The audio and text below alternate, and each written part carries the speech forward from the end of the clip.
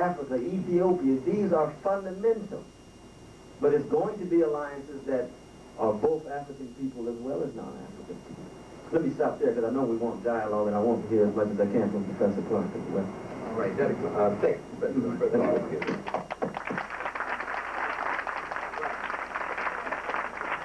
you so much. I have questions directed to each one of those, but let me see if I can ask one and then get your response and then get Professor Clarke's response kind of tied together. This is a question I've been asking myself for a long time after engaged your work. Let me preface it by saying that Sheikh Anajoke argues that there must be three things for African people in order for us to galvanize the people.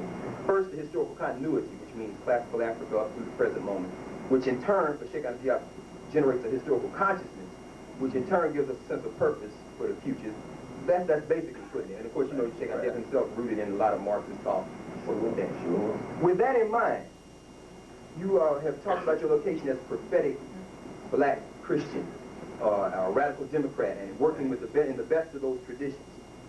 From a historical perspective, when we think about the historical continuity of African spirituality, beginning in the Nile Valley with Ma'ati ethics spreading through Central and West Africa and so forth, this whole notion of xenophilia, welcoming strangers and humanizing in and of itself, how do you reconcile the strict cosmological and axiological context out of which African spirituality emerges, the strict belief system that wouldn't dehumanize anybody, with the principles of radical democracy, particularly when you fuse them with the pragmatism, which, according to some people's argument, doesn't believe in the unifying principles of the world. In other words, how can you be an African Christian and a Marxist at the same time?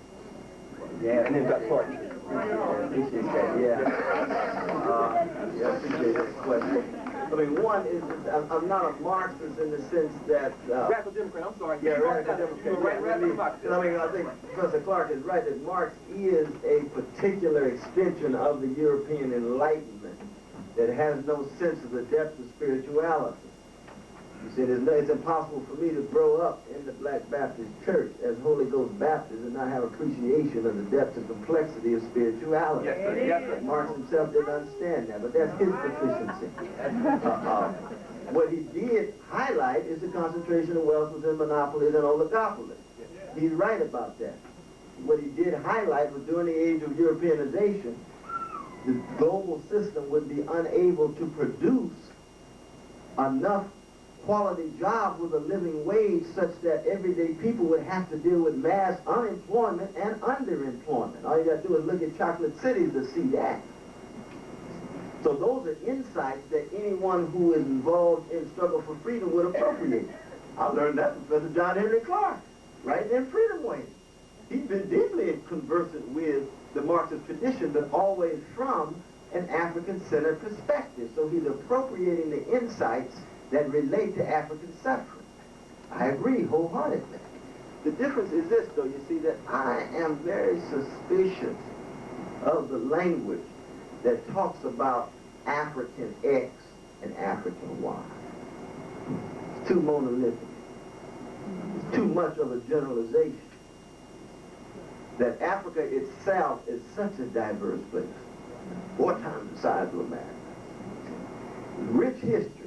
All kinds of different streams and strands, all of them not agreeing. We could highlight certain similarities, but the vast diversity and variety of African cultures is such that when I hear something like African spirituality or African values or African zeal, I say, well, yes and no.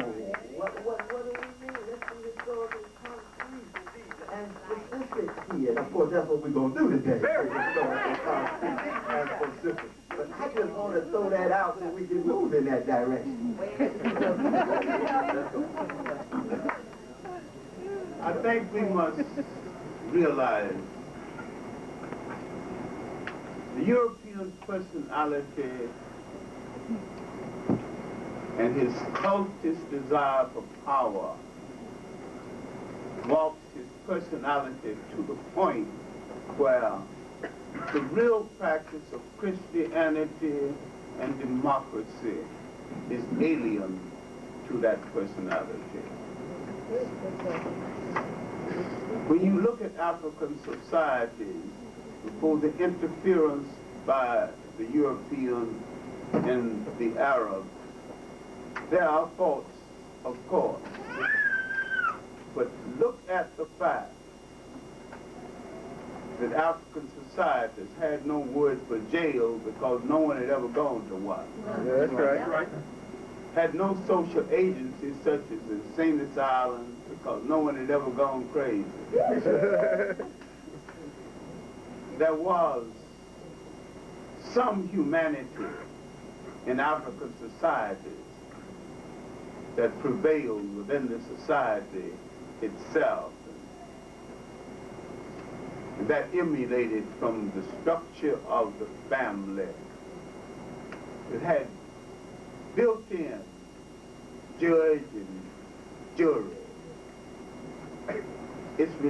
I was reluctant to come to the conclusion because I have such a love for all the people on this earth, had. It was hard for me to arrive at the conclusion that there are some people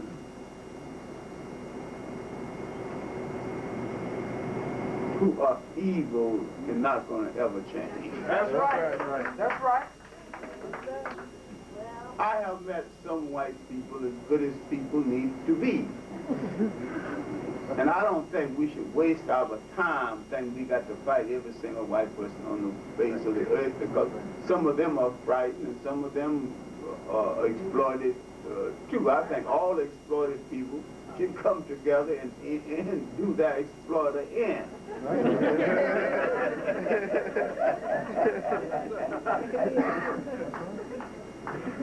But it's not just a black and white thing all the way.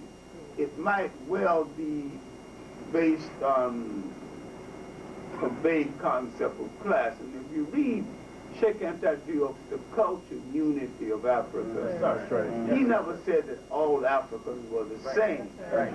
But he said there's a strain running through Africa that gives Africa a kind of unifying development in spite of the diversity and the difference between one part of Africa and tried to do me harm, and they thought I'm more valuable to them alive. So they asked me for my own safety, don't come. And I respected that.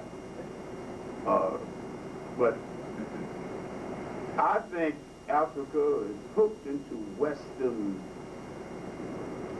Christianity, and Western Christianity is a myth because the Western man is incapable of being a Christian. I haven't met anybody.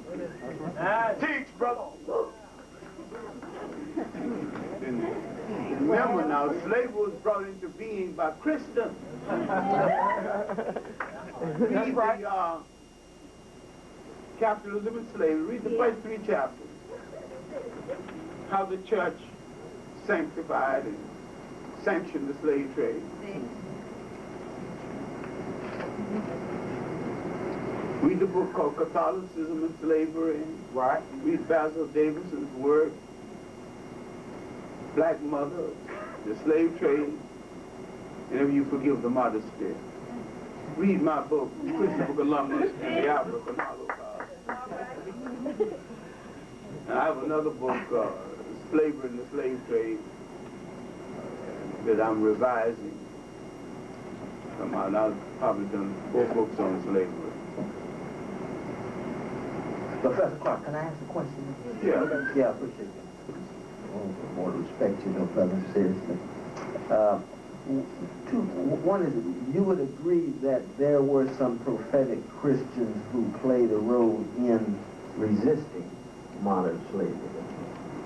Yes, some. But some of the abolitionists were hustling on our misery, including especially the British abolitionists. I think Clarke was real, but Wilberforce was a phony. Some of the others. I agree that some. Right, and John Brown was for real. John Brown was for real, but I don't know why even you would neglect Shields Green and John Brown's black lieutenants. Yeah, true. In favor of some minor characters that did not play any major role in the John Brown affair at Harper's Ferry.